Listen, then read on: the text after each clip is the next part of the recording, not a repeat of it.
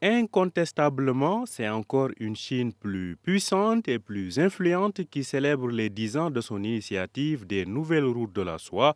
À Pékin, on préfère parler de la ceinture et de la route, l'appellation officielle de cette vision qui, en réalité, continue de ceinturer et de tracer le chemin pour le commerce mondial. Malgré le coût du Covid-19 et les intentions des Occidentaux de relocaliser une partie de leur production basée en Chine, la deuxième puissance économique mondiale a réussi à travers l'initiative des nouvelles routes de la soie, à renforcer l'interdépendance commerciale et économique avec de nombreux pays à travers le monde. Ma Zhaohu est le vice-ministre chinois des Affaires étrangères. Les routes de la soie répondent à une vision globale de la gouvernance basée sur la consultation, la contribution mutuelle et des bénéfices partagés. Préférer le dialogue à la confrontation, abattre les obstacles au lieu d'en dresser davantage, rassembler au lieu de diviser, préférer l'inclusivité à l'exclusivité.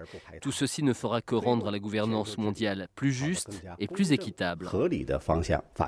Après son adhésion à l'Organisation mondiale du commerce en 2021, puis le lancement de l'initiative des nouvelles routes de la soie en 2013, la Chine semble plus que jamais décidée à passer à la vitesse supérieure, le tout dans un contexte de confrontation économique exacerbée avec les États-Unis. Et curieusement, tout joue en faveur des Chinois actuellement, car même la Russie, longtemps réticente à accélérer les projets chinois de cette initiative, trouve désormais opportun de presser le pas afin d'en profiter pour contourner les sanctions occidentales imposées avec sa guerre en Ukraine. Écoutez Vladimir Poutine encenser l'initiative de son homologue chinois.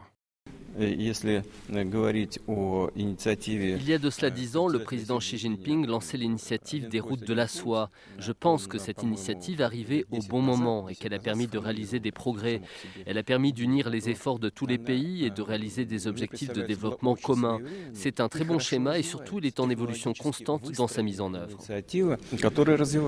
Il faut noter que le Maroc fait partie des pays inclus par la Chine dans l'initiative des nouvelles routes de la soie. Ces dernières années, les échanges commerciaux entre les deux pays se sont considérablement renforcés avec une hausse de 50% en 5 ans. Le volume de ces échanges se chiffre à 6 milliards de dollars, dont près de 2 milliards d'exportations marocaines vers le marché chinois.